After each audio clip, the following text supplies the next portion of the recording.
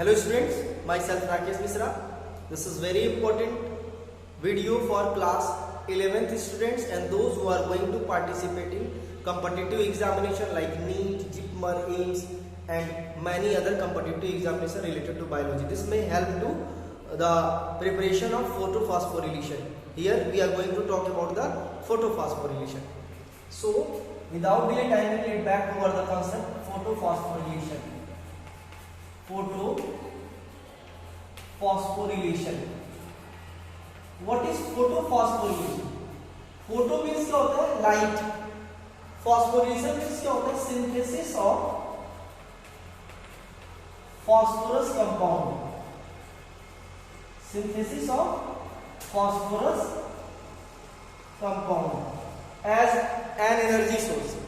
So synthesis of phosphorus compound in presence of light, synthesis of phosphorus compound in presence of light is known as photophosphorylation. This is very important terms. And the phosphorus compound, as you all know, adenosine triphosphate and NADPH, nicotinamide adenine dinucleotide phosphate hydrogenase. So ATP and NADPH are the two phosphorus compound that got synthesized during the process of photochemical reaction or light reaction. Keep in mind, one by one we will talk about whatever the important criteria that we can understand the important concept of synthesis of ATP and NADPH. ठीक है, इतनी बातें दिमाग में रखो कि हम इस प्रोसेस में फोटोफॉस्फोरेशन सिर्फ यही समझेंगे कि ATP और NADPH प्लांट में सिंथेसाइज कैसे होता है फोटोकेमिकल रिएक्शन में. ठीक है, पूरा फोटोकेमिकल रिएक्शन खत्म हो जाएगा तो हम लोग डार्क रिएक्शन में जाएंगे, यानी कि ऐसा रिएक्शन जिसमें ग्लूकोज की सिंथेसिस होता है, कार्बन डाइऑक्साइड यूज होता है. ठीक है, तो यहाँ पे पूरा कॉन्सेप्ट आप लिख लीजिए कॉपी में. मैंने अभी बोला कि biosynthesis of ATP in presence of light और the synthesis of phosphorus compound using light energy is known as photophosphorylation. ठीक है, तो ये एटीपी और एनएडीपीएच दो तरह से सिंथेसिस होते हैं. अब ये फोटोफॉस्फोरेशन बेसिकली कितने टाइप का होता है? टू टाइप का होता है. कौन? The non cyclic photophosphorylation. एक कॉम्पिटिटिव एग्जामिनेशन में पूछता है non cyclic photophosphorylation, non-cyclic photophosphorylation, or it is also known as Z-scheme photophosphorylation. Z-scheme photophosphorylation, and the second term is the cyclic photophosphorylation. Cyclic photophosphorylation. The cyclic photophosphorylation and a non-cyclic photophosphorylation are the two different types of photophosphorylation. In this video lecture, we will learn about the non-cyclic photophosphorylation or Z scheme. Keep in mind, it is known as the Z scheme. क्यों बोलते हैं Z scheme, क्यों इसको non-cyclic बोलते हैं, ये सब धीरे धीरे हम लोग जान जाएंगे. ठीक है, चलो आगे आते हैं. लाइट हार्वेस्टिंग कॉम्प्लेक्स जो प्लांट में बनता है वो डिफरेंट फोटो सिस्टम को लेके बनता है. प्रीवियस वीडियो में बताया था कि फोटोसिंथेटिक पिगमेंट क्लोरोफिल ए और क्लोरोफिल बी. सपोज दैट ये येलो कलर का चौक है कि क्लोरोफिल ए बना रहा है, ये ऑरेंज कलर का चौक है. अभी तो दिख नहीं रहा होगा अलग अलग कलर, क्योंकि हमारा लाइट जो है इस तरह से इस पे फॉल होता है कि ये दोनों सेम कलर के दिख रहे होंगे. फिलहाल मेरे हाथ में समझो कि ये बोतल है और ये डस्टर है. इसको क्लोरोफिल ए मान लो, इसको क्लोरोफिल बी मान लो. ये जब दोनों जुड़ेंगे तो कुछ ना कुछ बोलेंगे ना. That will be the photo system. अब एक फोटो सिस्टम यहाँ बन गया, दूसरा यहाँ बन गया, ये दोनों जुड़ गए तो उसको क्या बोलेंगे? Light harvesting complex. तो लाइट हार्वेस्टिंग कॉम्प्लेक्स में फोटो सिस्टम फर्स्ट और फोटो सिस्टम सेकेंड दोनों होते हैं. इतनी बातें क्लियर हुई. अब लाइट हार्वेस्टिंग कॉम्प्लेक्स जिसमें फोटो सिस्टम फर्स्ट और सेकेंड इन्वॉल्व होता है वही रिप्रेजेंट करेगा non cyclic photophosphorylation. Light harvesting complex जिसमें फोटो सिस्टम फर्स्ट ही इन्वॉल्व होता है वो साइक्लिक फोटोफॉस्फोरेशन को रिप्रेजेंट करता है. साइक्लिक फोटोफॉस्फोरेशन लोअर प्लांट्स में होता है और नॉन साइक्लिक फॉस्फोरेशन हायर प्लांट्स में होता है. और नॉन साइक्लिक फोटोफॉस्फोरेशन की खास बात एक और होती है कि वो ग्रेना लैमेली में होता है और साइक्लिक फोटोफॉस्फोरेशन स्ट्रोमा लैमेली में होता है. ठीक है, तो यहाँ पे हम लोग सबसे पहले पढ़ेंगे non cyclic photophosphorylation. Non cyclic photophosphorylation.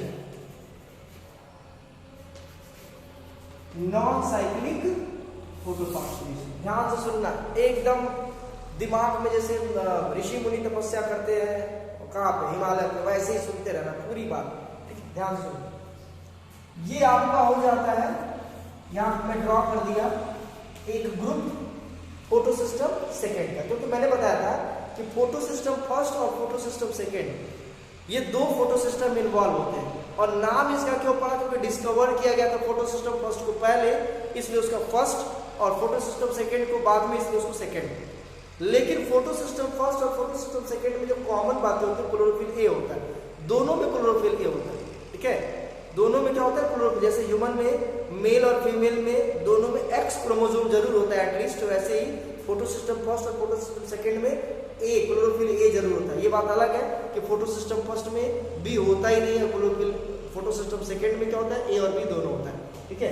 तो ये photo system second, light reaction में फोटो सिस्टम सेकेंड पहले इन्वॉल्व होता है और फोटो सिस्टम फर्स्ट बाद में। तो यहां पे मैं बना रहा हूं फोटो सिस्टम फर्स्ट, ठीक है। When the light energy fall over the photo system second, कितने nm की, 680 की। तो ये 680 वाली लाइट एनर्जी के लिए ही बने फोटो सिस्टम सेकेंड, और ये 700 के लिए बना, ठीक है। तो यही लाइट, ये सन की जो लाइट है, यही लाइट, इसी लाइट में से 700 nm वेवलेंथ वाला भी अवेलेबल है। लेकिन ये लाइट का जो पैकेट है जिसको हम लोग बोलते हैं फोटोन, ये लाइट का जो पैकेट दिख रहा है जिसको हम लोग क्या बोलते हैं, फोटोन, इस पैकेट में बड़े बड़े तीर हैं, कोई 700 nm है, कोई 680 nm है, कोई 447 है, कोई 452 है, कोई 700 से ज्यादा। उस बेस पे हम ये बोल सकते हैं कि इस लाइट इंटेंसिटी में पैकेट चलता है। ये पैकेट जब आएगा क्लोरोफिल ए या बी के पास, तो वो पता लगाएगा कि ये कौन से फोटो सिस्टम पे गिर रहा है। अगर ये लाइट जो सन से चल रहा है फोटो सिस्टम सेकेंड पे गिर रहा है, तो उस पैकेट में चाहे जितने भी तरह के तीर हो, 680 वाला ही एक्सेप्ट करेगा, बाकी सबको जाओ साइड में। तो इसमें से 680 वाले को ये एब्जॉर्ब करेगा और 700 वाले को ये, लेकिन 700 वाले को मैं दूसरे साइड से दिखाऊंगा क्योंकि अभी हॉच पॉच हो जाएगा, ठीक है। तो ये क्या है, फोटो सिस्टम सेकेंड है, ठीक है। इस फोटो सिस्टम सेकेंड पे जब 680 nm वेवलेंथ की लाइट जब गिरेगी तो यहाँ पे फोटोलिसिस होगा, यानी कि वाटर टूटेगा। मैंने बोला था कि फोटो सिस्टम में फोटो केमिकल रिएक्शन में वाटर टूटता है कैसे, डायरेक्ट। तो यहाँ पे वाटर क्या होगा, टूटेगा, कैसे टूटेगा, H2O ये टूटेगा 2 proton plus 2 electron having energy plus half O2। ये इलेक्ट्रॉन जो है निकल जाएगा। फोटो सिस्टम सेकेंड बोलेगा तुम इलेक्ट्रॉन लेके जाओ फोटो सिस्टम फर्स्ट के पास, हो सकता है उसके लोग भूखे मर रहे हो, प्यासे मर रहे हो, तो ये रुपया पैसा लेकर के इलेक्ट्रॉन निकल जाएगा फोटो सिस्टम सेकेंड से, ठीक है। इलेक्ट्रॉन निकला कैसे, फोटोलिसिस हुआ। फोटोलिसिस क्यों हुआ, इसको एनर्जी मिली, किसी चीज को गर्म करोगे तो पिघल के टूटेगा। तो यहाँ पे क्या होगा, ये इलेक्ट्रॉन जो फोटो सिस्टम सेकेंड में बना उसको भेज दिया। अब ये जैसे ही निकला तुरंत इसका एक क्या मिल गया, इसका एक जो है सिपर सलार मिल गया, उसके साथ कहा कि हम तुम्हारा हम सफर बन के रहेंगे, साथ रहेंगे, चलो मेरे साथ। तो वो कौन है, फेरेडॉक्सिन, ठीक है। ये फेरेडॉक्सिन जो है FeRR, फेरेडॉक्सिन, इसको शॉर्ट में FD से भी रिप्रेजेंट करते हैं। तो फेरेडॉक्सिन क्या करेगा, बोलेगा तुम मेरे पास आओ, तुमको मैं रास्ता बताता हूँ कि तुमको कहाँ जाना, बोलेगा मुझे जाना है फोटो सिस्टम फर्स्ट के पास। तो ये फोटो सिस्टम फर्स्ट का रास्ता बताता तुम इसी रास्ते जाओ, पहुंच जाओ। तो ये रास्ता पकड़ा देता है इलेक्ट्रॉन को, जिसके पास एनर्जी है, ये कहता है यही रास्ता पकड़ के जाओ, चला जाएगा, सही भी दिख भी रहा है, जा रहा है। तो इस पे विश्वास करके आगे जाता है। तो आगे बड़ा सा इसको क्या मिलता है, जगह, जिसका हम बोलते हैं साइटोक्रोम। क्या बोलते हैं, साइटोक्रोम। इस जगह को बोलते हैं हम लोग साइटोक्रोम। इस जगह में दो बड़े बड़े चोर हैं, कौन कौन, प्लास्टोक्यूनोन जिसको PQ और प्लास्टोसाइनिन जिसको PC बोलते हैं। नोट करो, प्लास्टोक्यूनोन और प्लास्टोसाइनिन, इसमें दो बड़े बड़े चोर जो पहले से फेरेडॉक्सिन से मिले हुए हैं। जैसे ही इलेक्ट्रॉन यहाँ आएगा उस इलेक्ट्रॉन की एनर्जी को छीन लेंगे और क्या बना देंगे, ATP बनाएंगे, ठीक है। क्या बनाएंगे, एडिनोसिन ट्राइफॉस्फेट, किसके हेल्प से, ADP और प्लस इनऑर्गेनिक फॉस्फेट की हेल्प से। ADP और इनऑर्गेनिक फॉस्फेट जब जुड़ता है तो क्या बनता है, ATP, और ये इलेक्ट्रॉन की एनर्जी को ATP पे ट्रांसफर कर देंगे। That's why ATP is energy ATP is energy point, इसके पास एनर्जी होती है। और किस फॉर्म में एनर्जी होती है नोट कर ले आप लोग, बॉन्ड एनर्जी के फॉर्म में ATP में एनर्जी होती है, ठीक है। तो ये ATP बन गया एक फास्फोरस, हम पढ़ ही रहे हैं फोटोफॉस्फोरिलेशन। फास्फोरिलेशन मींस ATP की सिंथेसिस, NADP की सिंथेसिस, ठीक है। तो ये इलेक्ट्रॉन भरोसा किया FD पे, FD रास्ता बताया, लेकिन यहाँ पे उसका सब पैसा छिन गया, सारी एनर्जी छिन गई। अब ये बिना एनर्जी वाला इलेक्ट्रॉन निकल के साइटोक्रोम से बाहर आ गया, भाई रुपया पैसा सब ATP में ट्रांसफर। अब यहाँ पे जब फोटो सिस्टम फर्स्ट में आएगा तो इसके लिए उतनी जगह नहीं मिलेगी, क्योंकि एक इलेक्ट्रॉन दूसरे इलेक्ट्रॉन को रिपेल करता है, इसलिए इसके लिए खाली जगह चाहिए। खाली जगह कैसे होगा, इस पे 700 nm वेवलेंथ की लाइट फॉल होगी। जैसे ही 700 nm वेवलेंथ की लाइट फॉल होगी, सिमिलर रिएक्शन होगा, एनर्जी निकलेगी, और इस एनर्जी के पास जो यहां से निकलेगी उसके पास क्या होगा, इलेक्ट्रॉन होगा। इलेक्ट्रॉन होगा और इलेक्ट्रॉन के पास क्या होगा, एनर्जी होगी, ठीक है। तो ये इलेक्ट्रॉन जैसे यहां से एनर्जी वाला इलेक्ट्रॉन निकला था फोटो सिस्टम फर्स्ट से, फोटो सिस्टम सेकंड से, वैसे ही इस पे 700 फॉल होगा तो इससे भी इलेक्ट्रॉन एनर्जी वाला निकलेगा। लेकिन उससे पहले ये इलेक्ट्रॉन पहुंच के बोलेगा बेटा जा तो रहे हो निकल के, लेकिन फेरेडॉक्सिन पे विश्वास नहीं करना, किसी पे भी विश्वास करना। वो मुझे ऐसा रास्ता बताया कि मेरे पास भी एनर्जी थी, जाओ, तो उसकी जगह कौन ले लेगा, ये वाला इलेक्ट्रॉन ले लेगा, और एनर्जी वाला इलेक्ट्रॉन यहाँ से निकल जाएगा। एनर्जी वाला इलेक्ट्रॉन जब निकलेगा तो आगे इसके दिमाग में यही बातें हैं सिर्फ कि हमको फेरेडॉक्सिन को छोड़ करके सब पे विश्वास कर लेना है, ठीक है। तो नाम केवल रट देता है फेरेडॉक्सिन, फेरेडॉक्सिन, बस उसी को छोड़ करके सबको। तो आगे NADP रिडक्टेज और फेरेडॉक्सिन दोनों मिलते हैं, आगे इसके दो एजेंट मिलते हैं, NADP रिडक्टेज मिलता है और फेरेडॉक्सिन भी मिलता है। तो बोलता है फेरेडॉक्सिन के पास नहीं जाएंगे, फेरेडॉक्सिन के पास हम नहीं जाएंगे, क्योंकि मेरा दोस्त बता रहा था तुम एनर्जी ऐसा रास्ता बताते हो कि एनर्जी मेरी छीन जाएगी। तो NADP रिडक्टेज क्या करता है, मेरे ही पास, फेरेडॉक्सिन के पास क्या करूंगा। तो ये इलेक्ट्रॉन फेरेडॉक्सिन के पास जाता है, ठीक है। और फेरेडॉक्सिन इलेक्ट्रॉन जो है NADP रिडक्टेज के पास जाता है। अब NADP रिडक्टेज फेरेडॉक्सिन से भी खतरनाक निकल जाता है। यहाँ पे क्या करता है, वो इलेक्ट्रॉन की एनर्जी तो लेता ही लेता है, इलेक्ट्रॉन को भी ले लेता है। इसमें तो ऐसा रास्ता बताया था कि इलेक्ट्रॉन का कुछ नहीं हुआ, निकल गया, एनर्जी ही यूज हुई। यहाँ पे इलेक्ट्रॉन की एनर्जी भी गई, इलेक्ट्रॉन भी, क्या और कैसे, NADPH की सिंथेसिस में। NADPH सिंथेसाइज कैसे होता है, NADP रिडक्टेज एंजाइम से। NADP रिडक्टेज एंजाइम करता क्या है, कहीं पे बन रहा है NADP+1 प्रोटॉन। अब ये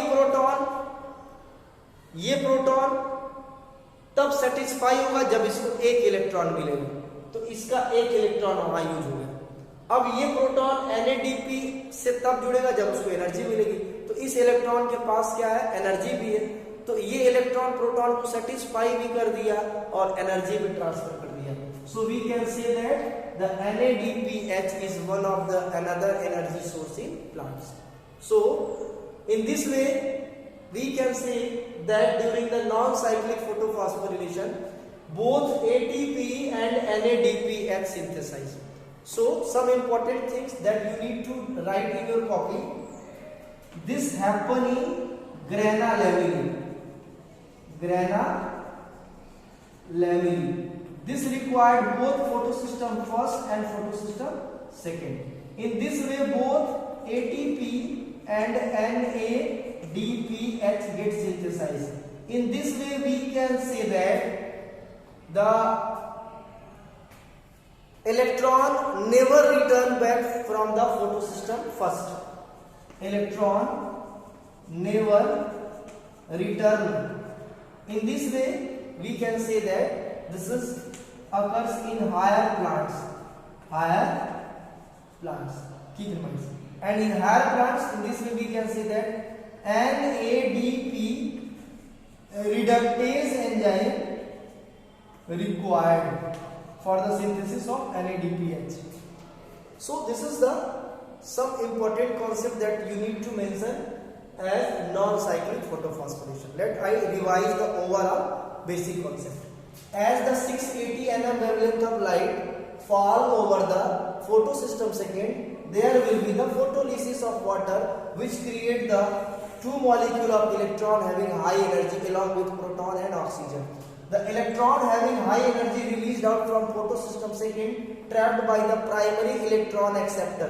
It accepts the first electron, so it is known as the primary electron acceptor. May be asked in the competitive examination.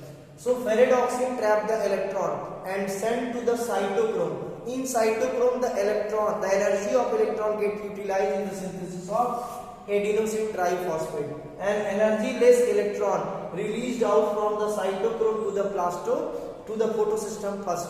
Even the further reaction happened in photosystem first, and excitement of electron get released out from the photosystem first. So electron having high energy get consumed by the NADP reductase enzyme in synthesis of NADPH. In this way we can say that in the Z-scheme photophosphorylation the electron never return back, यानी कि ये cycle में नहीं है, ये non cycle में, ठीक है। और इसको जेड स्कीम क्यों बोलते हैं? एक्चुअल में ये एनएडी, ये फोटोसिस्टम फर्स्ट और फोटोसिस्टम सेकंड, फोटोसिस्टम फर्स्ट और फोटोसिस्टम सेकंड ये ऐसे नहीं होते लीनियर, ये प्लांट्स में ऐसे होते हैं, यानी कि ये फोटोसिस्टम फर्स्ट है और ये फोटोसिस्टम सेकंड है, ठीक है।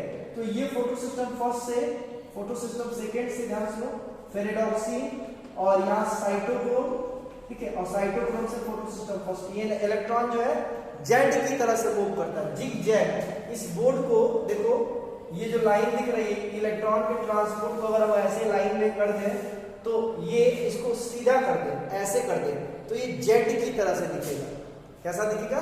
इंग्लिश में अल्फाबेट जेड की तरह से, इसलिए इसको बोलते हैं Z scheme photophosphorylation. In next video we will learn about the cyclic photophosphorylation. Thank you.